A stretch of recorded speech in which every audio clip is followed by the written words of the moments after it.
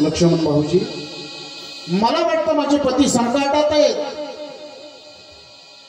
माझे स्वामी त्या ठिकाणी संकटात आहे, त्यांच्यावर काहीतरी संकट आलेलं असेल, त्यांचे प्राण धोक्यात आहे.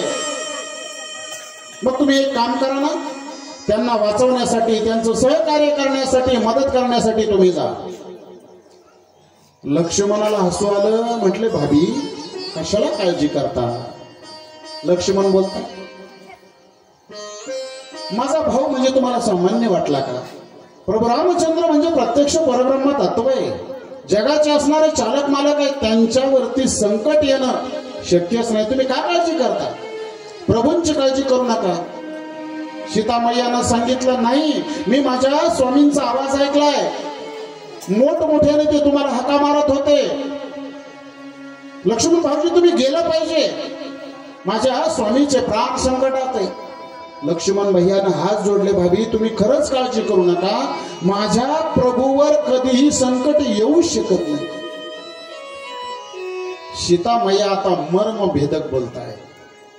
सीतामैयानं सांगितलं, हा आता माझ्या लक्षात आलं तुम्ही का जात नाही.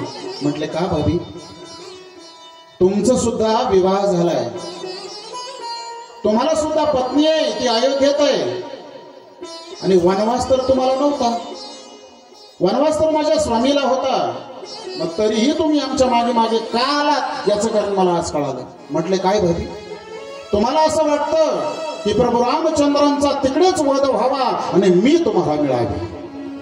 लक्ष्मणाच्या अंगावरती वीज कोसळल्यासारखं झालं महाराज. हे मर्म भेदक बोलणं जेव्हा लक्ष्मण भैयानं ऐकलं, लक्ष्मण भैयांच्या अंगावरती वीज कोसळावी तशी झालं. हात जोडले, डोळ्यात अश्रूंच्या धारा वाहत आहे. भाभी पाहिजे तर माझे प्राण घ्या, पण असं बोलू नका. शेवटी नाविलाज झाला लक्ष्मण भैयाचा. असं ऐकल्यानंतर लक्ष्मण भैयानं सांगितलं, ठीक आहे भाभी तुम्ही म्हणताय तर मी जातो, पण एक शेवटची विनंती करतो, तुम्ही कुटियामध्ये जा, कुटियामध्ये थांबा. सीतामैया कुटियामध्ये जातात. लक्ष्मण भैया त्या कुटियाच्या समोर आपल्या बाणानं एक रेषा ओढतात आणि हिलाच आपल्या सनातन हिंदू धर्मामध्ये लक्ष्मण रेषा म्हणतात. आणि ही प्रत्येक घराच्या समोर ही लक्ष्मण रेषा असते. जेव्हा या रेषेचं उल्लंघन होतं, स्त्री असेल की पुरुष, दोघांसाठी लक्ष्मण रेषा असते. मर्यादा काय फक्त स्त्रियांनाच नाही, पुरुषांना सुद्धा मर्यादा आहेत. आणि त्याचं उल्लंघन जेव्हा होतं ना, संसाराचा नाश झाल्याशिवाय राहत नाही. आणि म्हणून रेषा ओढली लक्ष्मण भैयानं आणि आवाजाच्या दिशेनं लक्ष्मण भैया सुद्धा निघून जातात प्रभू रामचंद्रांच्या शोधामध्ये. लक्ष्मण भैया जात आहेत आणि जेव्हा लक्ष्मण भैया जवळ येतात, असणारा तो मारीच राक्षस मरून पडलेला आहे. लक्ष्मण भैयाला पाहिलं प्रभूंनी आणि विचारलं, लक्ष्मणा तू इथे कसा, माझ्या आज्ञेचं तू उल्लंघन केलंस, मी तुला सांगितलं होतं ना, काही जरी झालं तर कुटिया सोडायची नाही, सीतामैयाला सोडायचं नाही, सांगितलं होतं ना, का आलास. झालेला प्रकार लक्ष्मणानं हे शब्द वापरले, मर्मभेदी बोलल्या, म्हणून मला यावं लागलं, काळजी करू नका प्रभू. तरीही लक्ष्मण रेषा उडून आलोय, हिंमत नाही कोणाची त्रैलोक्यात लक्ष्मण रेषा ओलांडण्याची. काळजी कशाला करता म्हटलं, विशेषाचा अवतार आहे. तरी प्रभूंच्या मनामध्ये हीच संधी साधली त्या राजा रावणानं. लंकेचा असणारा रावण आहे तो तिथेच होता जवळच. जेव्हा प्रभू रामचंद्र आणि लक्ष्मण पंचवटीला सोडून जातात, हीच संधी साधली त्या रावणानं. मूळ रूपामध्ये आला नाही, पुष्पक विमान घेऊन आलेला होता, साधूचं रूप धारण केलं त्यानं.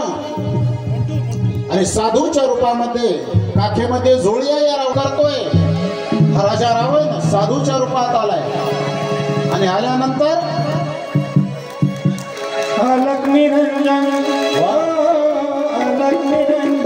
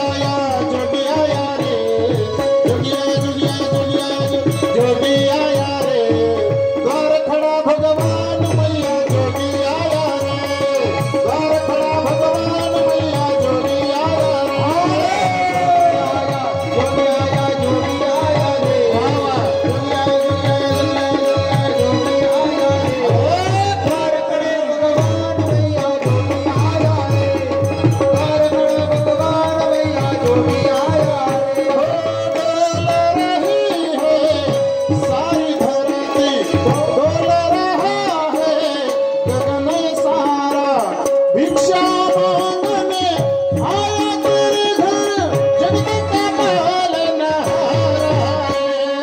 जोगी आया जोगी आया जोगी आया रे, जोगी आया जोगी आया जोगी आया रे, द्वार खड़ा भगवान मैया जोगी आया रे, द्वार खड़ा भगवान मैया जोगी आया रे, जोगी आया जोगी आया जोगी आया रे, जोगी आया रे, द्वार खड़ा भगवान मैया जोगी आया रे, द्वार खड़ा भगवान मैया जोगी आया रे। अलग निरंजन हो, अलग निरंजन हो, अलग निरंजन हो, अलग निरंजन।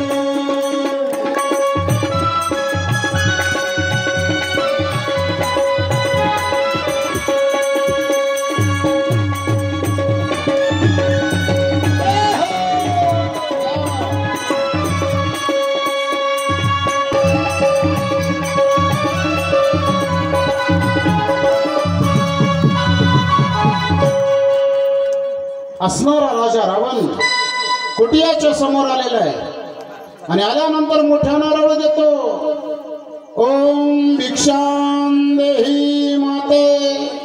माते म्हटला रावण. रावण कुठला? सीता मैयाच्या लक्षात आलं कोणीतरी साधू आहे, मग आता भिक्षा दिली पाहिजे म्हणून कुटियामध्ये असणारे काही फळं होते, कंदमुळं होते. सीता मैयानं ते टोपलीमध्ये घेतले आणि ज्या ठिकाणी लक्ष्मण रेषा ओढलेली होती ती लांब आहे, दूर आहे. रावण जोग्याच्या रूपामध्ये आहे आणि त्याला वाटलं आता सीता मैया कुटियाच्या बाहेर आलेली आहे, उचलावा आणि पुष्पक विमानात टाकावा आणि घेऊन जावं. म्हणून रावणानं एक पाऊल पुढे टाकला. लक्ष्मण रेषा दिसली, सप्त पाताळापर्यंत अग्नी त्या रेषेपाशी, त्या रेषेच्या जवळ दिसत होता. सप्त पाताळापर्यंत अग्नी होता. रावणाच्या लक्षात आलं ही सामान्याची रेषा नाही, ही लक्ष्मणाची लक्ष्मण रेषा आहे आणि ही जर मी ओलांडण्याचा प्रयत्न केला तर याच ठिकाणी मी भस्म होईल, जळून खाक होईल. लक्षात आलं रावणाच्या. म्हणून रावण थोडासा बाजूला आला. इकडे इकडे इकडे एक वटवृक्ष होता समोर, त्या वटवृक्षाच्या पुढे जाण्याचा प्रयत्न केला. त्या ठिकाणी जळून भस्मसात होणार आहे. सीतेला इकडे बोलावलं पाहिजे. काहीही करून ती रेषा सीतेला ओलांडावीच लागेल, तेव्हा मला उचलता येईल. मग आता काय करावं? रावणानं सांगितलं, हे देवी, जर तुला भिक्षा द्यायचीच असेल तर इथं येऊन भिक्षा दे, मी कुटियापर्यंत येणार नाही. सीता मैया शास्त्र जाणत होत्या की विनमुख गेले या अतिथी घेऊन जाय संपत्ती. म्हणजे आपली जी पुण्याची संपत्ती असते ती साधू महात्मे घेऊन जातात. जर उपवास सीता मैया नाविलाजानं लक्ष्मण रेषा ओलांडते, रेषेच्या बाहेर पाऊल टाकला. रावणाच्या समोर सीता मैया आलेली आहे भिक्षा देण्यासाठी आणि हीच संधी त्या ठिकाणी रावणानं साधली. मोठमोठ्यानं हसू लागला, विकट हास्य करू लागला. मूळ रूपामध्ये प्रकट झाला.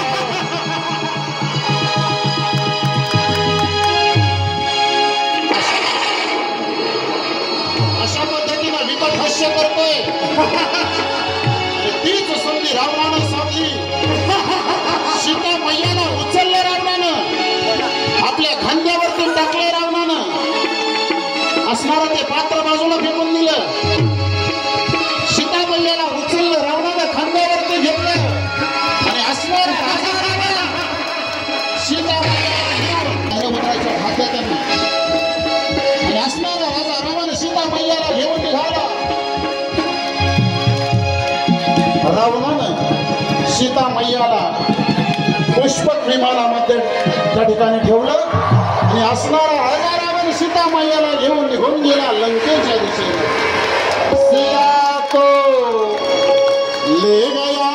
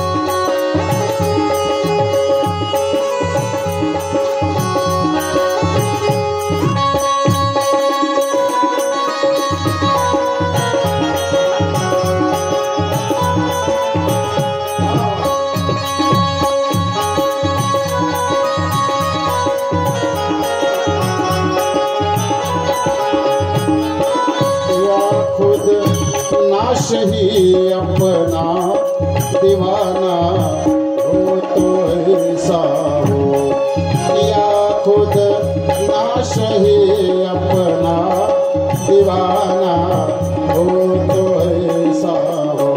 सिया को ले गया रावण बनाकर बेश जोगी का. सिया को ले गया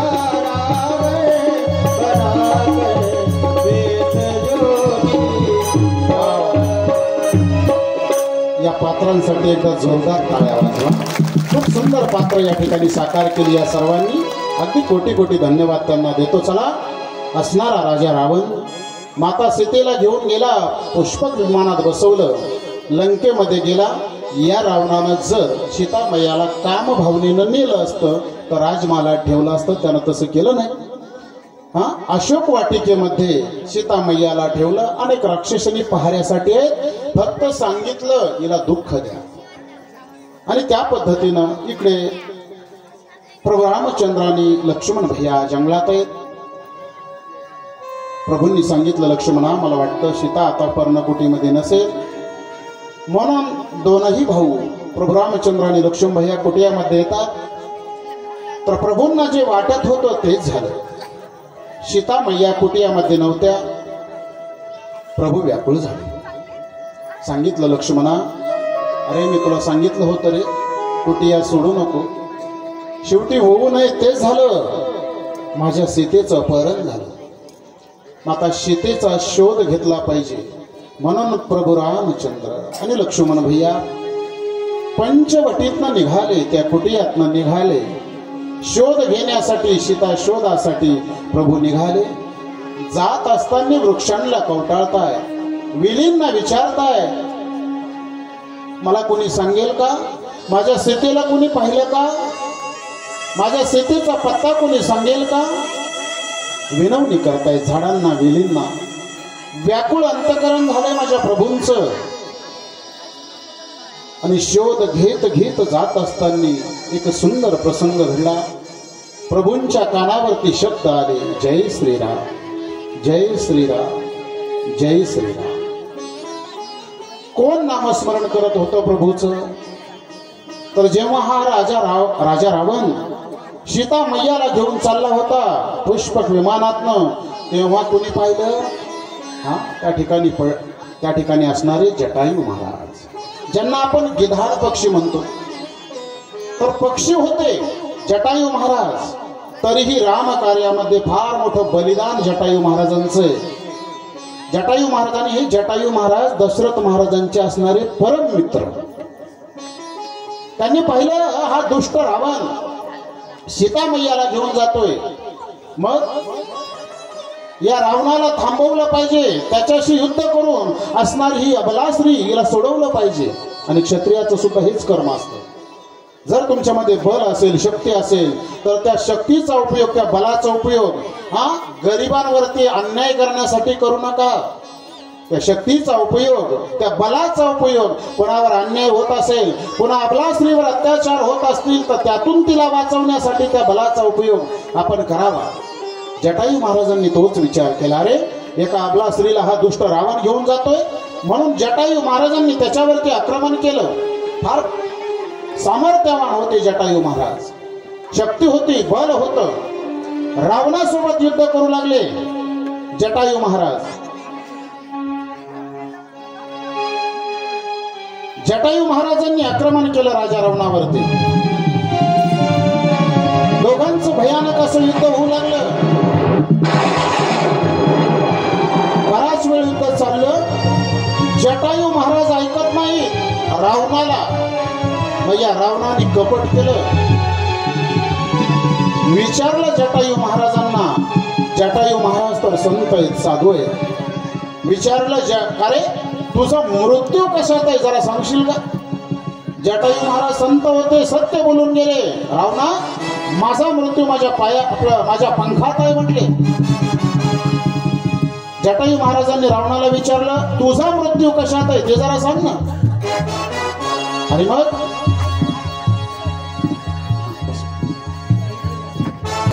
रावणानं सांगितलं, जटायू महाराज, माझा मृत्यू माझ्या पायाच्या अंगठ्यात आहे. म्हणून रावणाचा अंगठा चूक. तेवढा त्या दुष्ट रावणानं आता जटायू महाराजांचे पंख असे वरती आलेले खडग काढलं आणि त्या खडगानं जटायू महाराजांचे दोन्ही पंख उडवले. रक्ताच्या थारोळ्यामध्ये जटायू महाराज पडलेले. रक्तभंबाळ शरीर झाले. शरीर त्यांचं गलित गात्र झालं.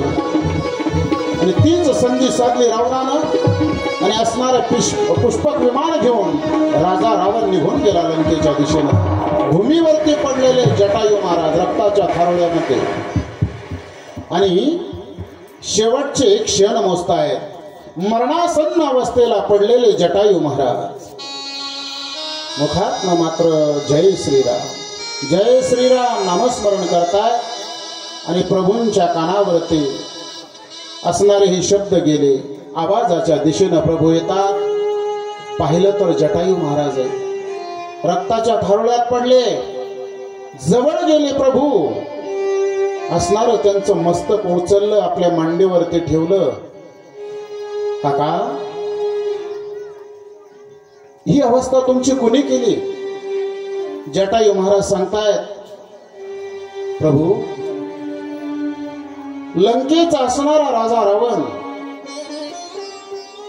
तुमची असणारी सौभाग्यवती, माझ्या मित्राची असणारी कुलवधू सीता मैयाला घेऊन जाताना मी त्याला पाहिलं. प्रभू, मी त्याच्याशी युद्ध केलं आणि मी त्याला हरवलं सुद्धा असतं प्रभू, पण त्या रावणानं माझ्याशी कपट केलं आणि माझे पंख छाटून टाकले. म्हणून ही अवस्था माझी झाली. प्रभूंच्या नेत्रातनं पाणी आलं. जटायू महाराज, माझ्या रामकार्यामध्ये जीवाची बाजी लावून लढलात, प्राणाची आहुती तुम्ही देताय. जटायू महाराज, एक सांगतो तुम्हाला जर तुमचे पंख परत हवे असतील तर तेही तुम्हाला परत देतो आणि तुम्हाला जीवदान सुद्धा देतो. समाधान वृत्तीनं जटायू महाराजांनी प्रभू रामचंद्रांकडे पाहिलं. प्रभू, आता तुम्ही जीवदान द्याल, मला पंखही परत द्याल, पण मृत्यू तर माझा टळणार नाही. नंतर परत केव्हा तरी मला मृत्यू येणारच आहे प्रभू, पण आज मला जो मृत्यू प्राप्त होतोय ना, असा मृत्यू परत कधीच माझा आयुष्यात येणार नाही. माझं मस्तक तुमच्या मांडीवरती आहे. तुमचं असणारं सुंदर स्वरूप मी त्या ठिकाणी पाहतोय. मुखामध्ये तुमचं नाम आहे प्रभू. असा मृत्यू मला परत कधी प्राप्त होणार आहे?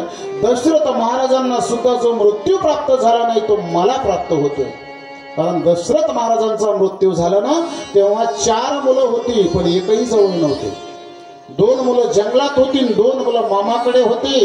ज्या पद्धतीनं श्रावण बाळाच्या आई वडिलांनी शाप दिला होता त्याच पद्धतीनं घडलं. 4 पुत्र दशरथा अंतकाळी एकही नव्हता. दशरथ महाराजांना जो मृत्यू प्राप्त झाला नाही प्रभू तो मृत्यू मला प्राप्त होतोय. आता जीवदान कशासाठी? मला तुमच्या स्वरूपामध्ये प्रभू विलीन करून घ्या. तुमच्या परमपदाची मला प्राप्ती करून द्या. आणि समाधानानं जटायू महाराजांनी डोळे मिटले. प्रभूचं स्वरूप पाहता पाहता प्रभूंनी आपल्या स्वरूपामध्ये जटायू महाराजांना विलीन करून घेतलं. त्यांचे काय विधी असतील ते सगळे प्रभूंनी केले. आणि पुढे सीता शोध करण्यासाठी प्रभू निघाले. जात असताना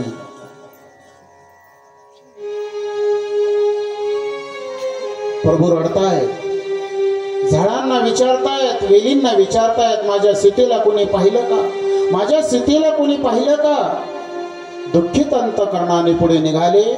पुढे जात असताना सुंदर असा एक आश्रम पाहिला प्रभूंनी. खूप दिव्य आणि रमणीय होता. सर्व ठिकाणी आनंदाची लहर होती. पशु पक्षी वैरभाव विसरून त्या ठिकाणी एकत्र राहत होते. राम नामाचा जप चालू होता. कुणाचा आश्रम होता तो? हा, माझ्या शबरी मातेचा आश्रम होता बरं तो. आणि असणारी शबरी माता प्रभूंची वाट पाहते. कधी माझे प्रभू येतील, कधी माझे प्रभू येतील. शबरी मातेचा 2 मिनिटात इतिहास सांगून मग आपण प्रसंगाकडे जाणार आहोत. कोण ही शबरी, का त्या आश्रमात आली होती, त्याचंही चिंतन 2 मिनिटं करूया. जंगलामध्ये राहणारा शबर नावाचा राजा आहे, भिल्ल समाजाचा तो राजा आहे. आणि त्या राजाची असणारी ही कन्या शबरी, 7 वर्षाचं तिचं वय आहे. आणि त्या काळी बालविवाह व्हायचे. म्हणून शबर राजानं ठरवलं की आपली कन्या आता 7-8 वर्षाची झाली, मग आता हिचा विवाह केला पाहिजे. म्हणून एक राजकुमाराचा शोध घेतला आणि शबरीचा विवाह ठरवला. मग आता विवाहाचा दिवस जवळ येत चालला. आणि शबरी सकाळी सहज उठली आणि आपल्या राजवाड्याच्या समोर पाहू लागली. तर राजवाड्याच्या समोर जनावरांची दावण दिसली.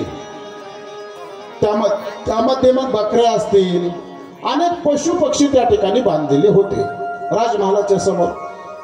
त्या छोट्याशा शबरीला जरा उत्सुकता वाटली, कशासाठी ही जनावरं आणली असतील बाबांनी. म्हणून बाबांकडे जाते, बाबांच्या मांडीवर बसते. बाबा, ही सगळी जनावरं कशासाठी आणली? शबर राजानं सांगितलं, शबरी तुझा विवाह आहे. म्हटलं हो, मला माहित आहे. मग विवाह झाल्यानंतर पाहुणे रावळे येणार आहेत, वऱ्हाडी मंडळी येणार आहेत, मेजवानी द्यावा लागेल, भोजन द्यावं लागेल त्यांना. म्हटले मग हे सगळे जे जनावर आहेत ना, यांची मेजवानी आपण त्यांना देणार आहोत. शबरीनं हृदय व्याकुळ झालं शबरीचं. एवढ्या कमी वयात किती विवेक असेल तिच्यामध्ये.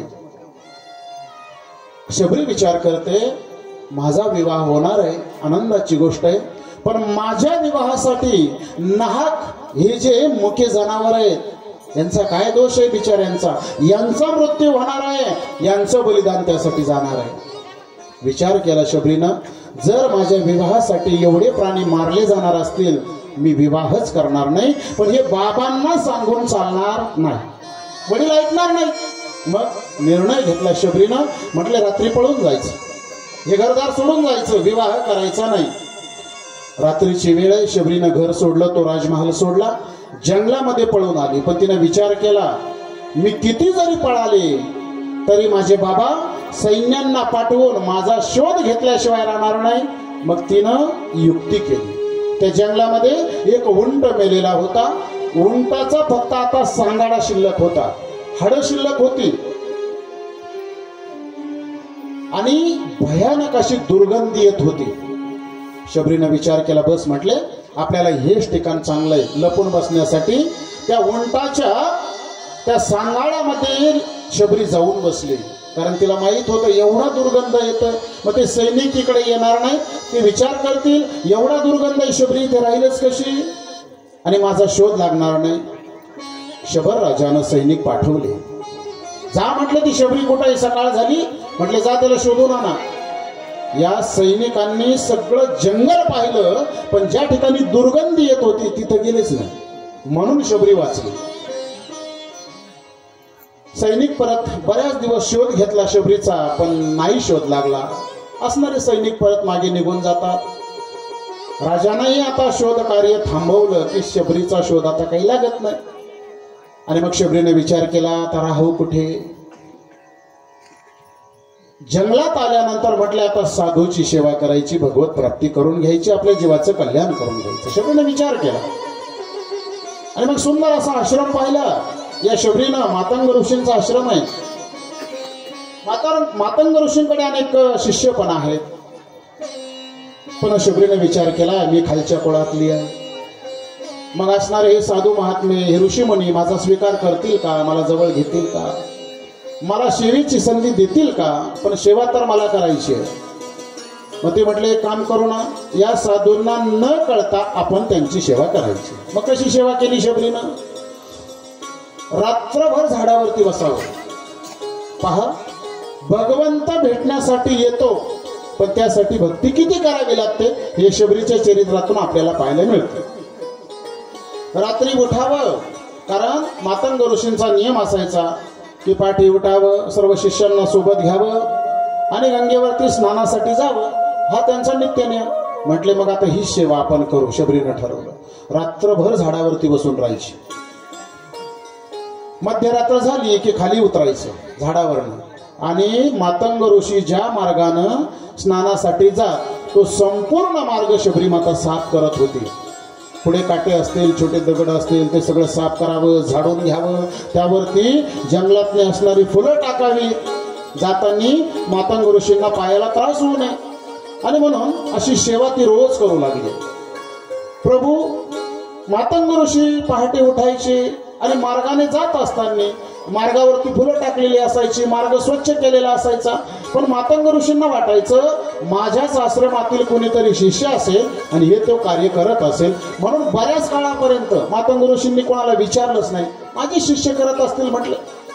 पण तरी न राहून एवढी सेवा कोण करतंय? म्हणून एक दिवस मातंग ऋषींनी शिष्यांना विचारलं, हे सगळं काम कोण करतं रे? तुमच्यातलं कोण करतंय? जरा मला कोणी सांगेल का? शिष्य एकमेकाकडे पाहतायत. म्हटले, गुरुजी हे कार्य आम्ही करत नाही, हा मार्गही आम्ही स्वच्छ करत नाही, फुलंही आम्ही टाकत नाही. मातंग ऋषींनी विचार केला, मग तुम्ही जर करत नाही कोणीच, तर मग हे कार्य करतंय कोण? ही सेवा कोण करतंय? पाहिलं पाहिजे. म्हणून मातंग ऋषींनी ठरवलं की आज रात्री झोपायचंच नाही, नक्की हे सगळं कोण करताय पाहिलं पाहिजे. आता शबरी निम्म्या वयाच्या पुढे गेलेली होती. 7 वर्षाचं वय तेव्हा आली होती जंगलात. तेव्हापासून आतापर्यंत मातंग ऋषींची सेवा करत होती. बघा किती काळ गेला असेल. ज्या मार्गाने साधू जात होते तो मार्ग साफ करत होते, फुलं टाकत होते. मग त्या रात्री मात्र मातंग ऋषी झोपलेच नाही, पाहिलं पाहिजे ना. आणि लपून बसले झुडपाच्या. मध्यरात्र झाली, शबरी खाली उतरली आणि मातंग मुनी ज्या मार्गाने जात होते तो मार्ग झाडू लागली. झाडून झालं, आता त्यावरती फुलं टाकू लागली. तेवढ्यात मातंग ऋषी समोर येऊन उभे राहिले शबरीच्या. शबरीनं वरती पाहिलं, मातंग ऋषी एवढी घाबरली शबरी. शबरीला वाटू लागलं की मी न विचारता यांची सेवा केली, एकतर मी खालच्या कुळातील आहे, मला आता हे असणारे मातंग ऋषी शाप देतील, माझं असणारं जीवन उद्ध्वस्त होऊन जाईल. मातंग ऋषीच्या नेत्रामध्ये पाणी आलं. एवढ्या काळापासून किती काळ गेला म्हटले, असणारी ही कोण स्त्री आहे कोण जाणे, पण सेवा करते. रात्रभर झाडावरती बसते, झाडावरनं उतरते आणि सेवा करते. विचारलं, कोण आहेस तू? सांगितलं, गुरुजी मी शबरी आहे. आणि झालेला संपूर्ण इतिहास सांगितला. मातंग ऋषींना एवढा आनंद झाला, अरे 4 जीवांची हत्या वाचावी, त्यांचे प्राण वाचावे, म्हणून हिनं विवाह केला नाही, जीवनामध्ये किती मोठा त्याग केला, केवढं मोठं हे वैराग्य. आणि मग शबरीला घेतलं आणि आपल्या आश्रमात घेऊन गेले. शिष्यांना सांगितलं, हिच्यासाठी सेपरेट त्या ठिकाणी वेगळी अशी सुंदर कुटिया तयार करा. आणि त्या कुटियामध्ये आता शबरी राहू लागली. पण बाकीचे जे शिष्य होते मातंग ऋषींचे, त्यांना जरा वाईट वाटलं. त्यांनी गुरुजींना सांगितलं, गुरुजी तुम्ही हे जे केलं ना हे योग्य नाही केलं. एकतर ती स्त्री आहे, शिवाय खालच्या कुळातली आहे, तुम्ही तिला आश्रमात आणून योग्य केलेलं नाही म्हटले. उपहास केला शबरीचा. मातंग ऋषींना वाईट वाटलं पण नाही बोलले काही. दुसऱ्या दिवशी जेव्हा ही सगळे शिष्य मंडळी गंगेवरती स्नानासाठी गेले तर गंगेचं पाणी नसलेलं होतं, त्यामध्ये कृमी कीटक फिरत होते, पूर्ण पाणी नसलं. शिष्य पळतच आले आश्रमात. गुरुजी आम्ही तुम्हाला सांगत होतो या शबरीला आश्रमामध्ये ठेवू नका, गंगेचं पाणी नासलंय म्हटले. गुरुजींनी सांगितलं तिला आश्रमात आणलं म्हणून पाणी नाही नासलं, तुम्ही भक्ताचा उपहास केला, भक्ताला नाव ठेवलं म्हणून पाणी नासलं. म्हटले मग आता काय करावं लागेल? काही नाही म्हटलं, ते शबरीचे पाय धुवून काढा आणि तिचं जे चरण तीर्थ आहे ते तीर्थ तुम्ही गंगेत नेऊन टाका, पाणी परत तसंच तसं होईल. शिष्यांचा नाविलाज झाला, त्यांनी असणारे शबरी मातेचे चरण धुतले, ते चरण तीर्थ गंगेमध्ये नेऊन टाकलं, पाणी पूर्ववत झालं, गंगा परत वाहू लागली. हे आजपर्यंत केलेल्या तपश्चर्येचं फलित आहे. एवढं सामर्थ्य का रे शबरीमध्ये, तिच्या चरण तीर्थामध्ये, तर आजपर्यंत संतांची केलेली सेवा आणि प्रभूचं केलेलं नामस्मरण याचा परिणाम. मातंग ऋषींची आता वैकुंठ गमनाची वेळ झाली. म्हातारी त्या ठिकाणी आता असणारी शबरी म्हातारी झाली होती, वयोवृद्ध झालेली होती. पण मातंग ऋषी जेव्हा त्यांना वैकुंठ गमन करायचं होतं, जायचं होतं, तेव्हा मातंग ऋषींनी शबरीला जवळ घेतलं. बाळ काळजी करू नकोस, आतापर्यंत तू केलेली तपश्चर्या, तू केलेली संतांची सेवा आणि याच तपश्चर्याच्या सामर्थ्यानं शबरी आई एक दिवस प्रभू तुझ्या दारात येतील. मी गेल्यानंतर या आश्रमामध्ये जे 2 पुरुष येतील ना, ते प्रभू रामचंद्र असतील आणि त्यांचे बंधू लक्ष्मण भैया असतील, दर्शन देणार आहे.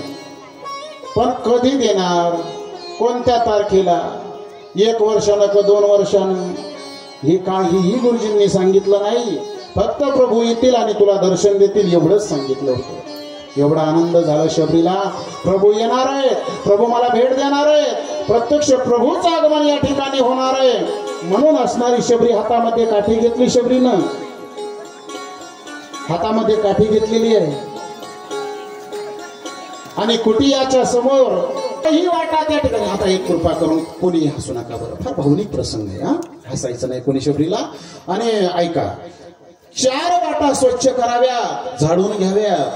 माझे प्रभू येणार आहे, बरं कोणत्या वाटेने येणार हेही सांगितलेलं नाही. मग 4ही वाटा त्या ठिकाणी स्वच्छ करायच्या, त्यावरती सुंदर फुलं टाकायची आणि रोज जंगलामध्ये जायचं आणि प्रभूसाठी, माझे प्रभू येणार आहेत ना, मग माझ्या प्रभूला भूक लागेल ना, मग खाण्यासाठी काहीतरी पाहिजे ना, म्हणून रोज जंगलामध्ये जी फळं असतील ती फळं घेऊन यायची शबरी.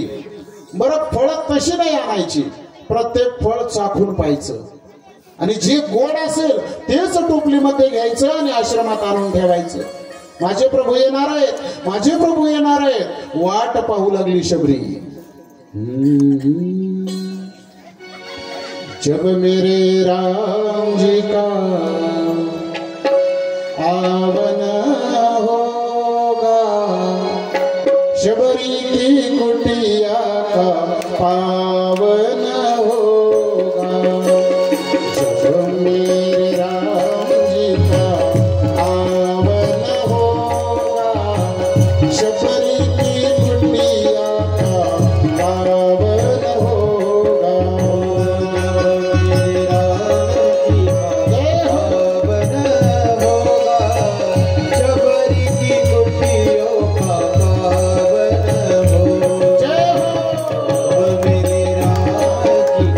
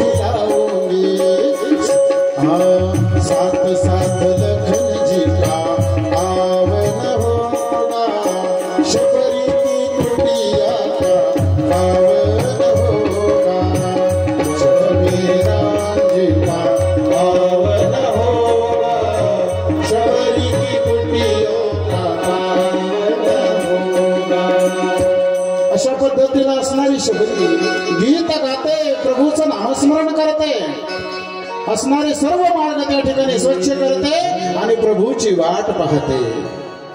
मेरी झोपड़ी के भाग आज खुल जाएंगे, राम आएंगे. मेरी झोपड़ी के भाग आज खुल जाएंगे, राम आएंगे.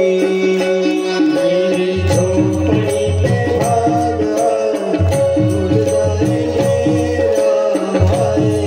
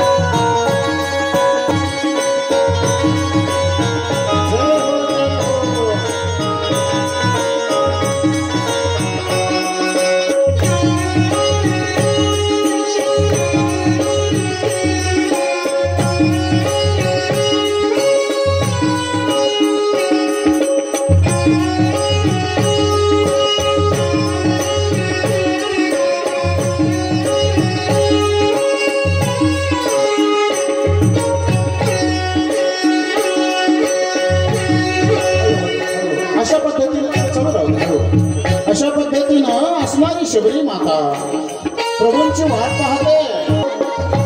तो भाग्याचा दिवस मात्र आता आज उजाडला. प्रभू रामचंद्र लक्ष्मण भैया शबरी मातेच्या आश्रमाच्या दिशेने येत आहेत.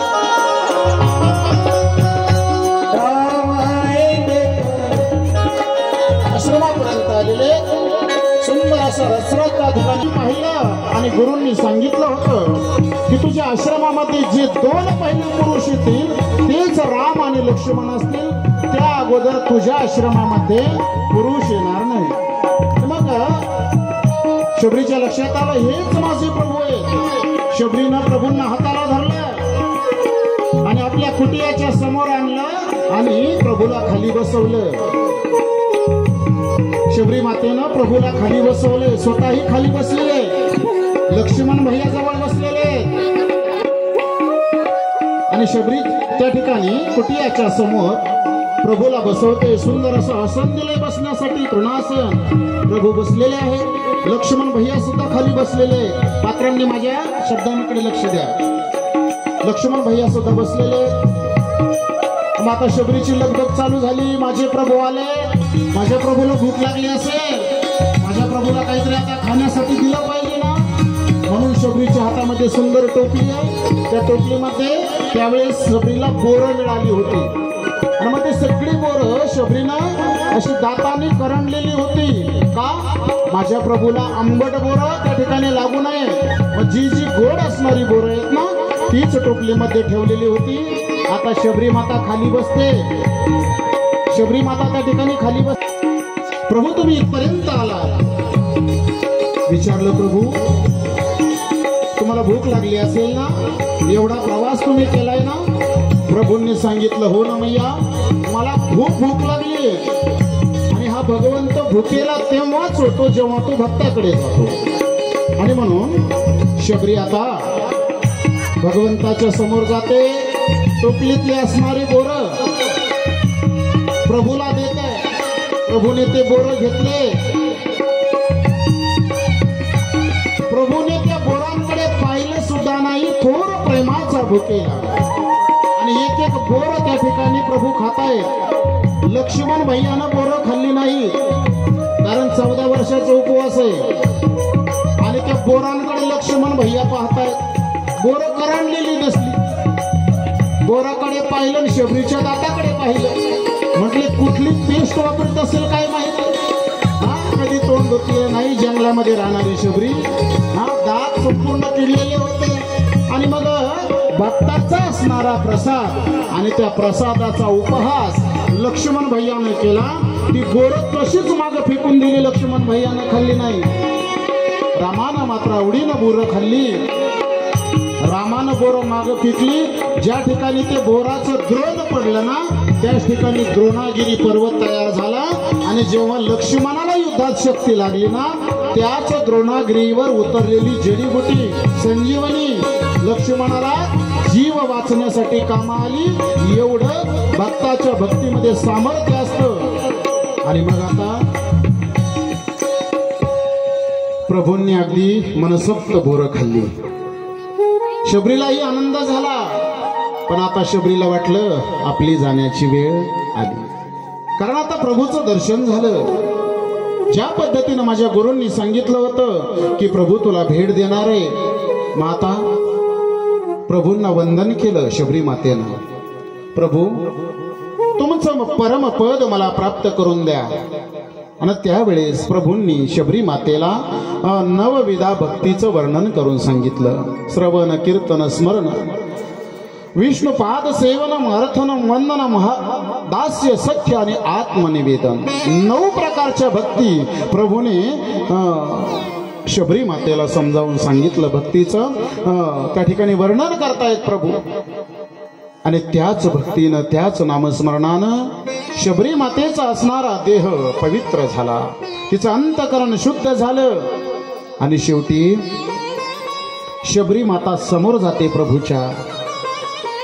प्रभू जवळ बसलेले आहेत. आणि प्रभूंना सांगितलं प्रभू बस म्हटले माझं जीवन यात्रा आता संपली. असणार आपलं मस्तक प्रभूच्या मांडीवरती ठेवलं. प्रभूचं दर्शन घेतलं आणि प्रभूने त्याच ठिकाणी शबरी मातेला आपल्या स्वरूपामध्ये विलीन करून घेतलं. शबरी मातेचा उद्धार झाला. जन्मजन्मीचं भाग्य उदयाला आलं. प्रभू रामचंद्र भगवान की शबरी मैया की. या पद्धतीनं गुरुना दिलेला आशीर्वाद शबरीचं कल्याण झालं आणि शबरीचा उद्धार करून प्रभू रामचंद्र आणि लक्ष्मण भैया पुढील प्रवासासाठी निघाले. पण जाण्याच्या अगोदर आणि समाधी घेण्याच्या अगोदर शबरीनं सांगितलं प्रभू काळजी करू नका. पुढे ऋषमुख नावाचा पर्वत लागेल आणि त्या पर्वतावरती हनुमंतराय आहेत, सुग्रीव महाराज आहेत. त्यांची भेट तुमची होईल आणि तेच सर्व तुम्हाला सीता शोधामध्ये सहकार्य करतील. असं सांगून शबरी अनंताच्या प्रवासाला निघून जाते. प्रभूच्या स्वरूपामध्ये विलीन होते. आणि प्रभू रामचंद्र आणि लक्ष्मण भैया सीता शोधासाठी ऋषमुख पर्वताच्या दिशेनं निघून जातात. चला. आणि शबरी माता सुद्धा प्रभूच्या स्वरूपामध्ये विलीन होते. राजा राम राम राम सीता राम राम राम राम राम सीता राम राम राम राम सीता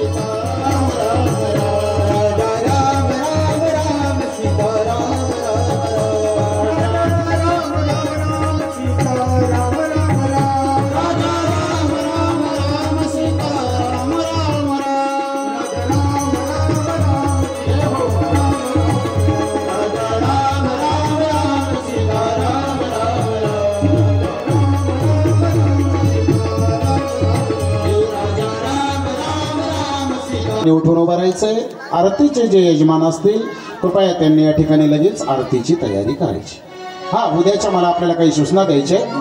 उद्या आपल्या कथेची सांगता होते. आपली कथा पूर्णत्वास जाते. भगवंताची कथा कधी पूर्ण होत नसते, कारण भगवंताचं चरित्र अगाध आहे, अनंत आहे. आणि मग